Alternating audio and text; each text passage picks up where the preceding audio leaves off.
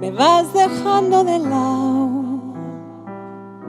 Me vas dejando de lado. How's everybody doing? Yeah. All right. Well, woo, happy Momondays. Isn't this pretty cool? We got a sold out crowd tonight. Me vas dejando de lado. Yo me acuerdo con dulce abandono. I told my parents that I wanted to be a musician after I finished high school. And I don't know if you can imagine what happened. I can hear my mom, and I'm going to act it out.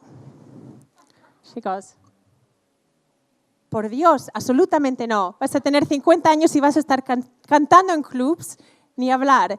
And my father, with his voice, is saying, me parece que lo que tienes que hacer es trabajar un año en un banco y pensarlo bien. Basically what they said, my mom said that I was going to be 50 years old and singing in clubs, and that was just like not classy enough or whatever. It was not cool. And at that moment, a picture that was given to me when I received my black belt popped into my head.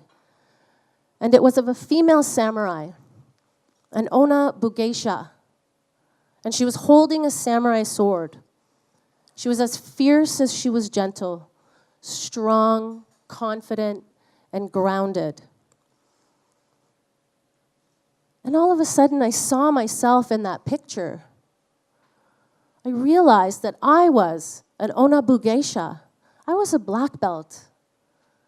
That was my identity. So I walked over to the medicine cabinet, took out the bottle of pills and opened them, and I dumped them down the toilet. And so in August last year, I had to sit down and actually face the fact that I had a debt that I couldn't manage. And we had to sell the family home. I had to sit down in front of my family, my wife and my 2 kids, and say, I'm sorry, we've got to give it all up. And that is probably the hardest day I've ever faced in my life. And after I said it, I was happy. When they were 7 and 9, they started their own business, partners in crime. Their business was called Bunnyville, where happiness comes a-hoppin'.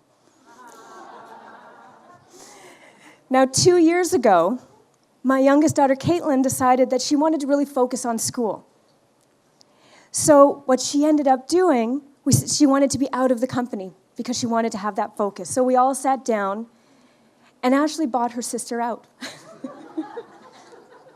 And lo and behold, there is this coffee shop she's talking about. So we sit down, we pick up from where we were before, and again, it's this beautiful day. We're flirting with each other, and we're about to order ice cream, and you can hear street vendors and performers in the background, and all of a sudden, boom. There was this huge explosion, and it came from right up the road from where we had just sat.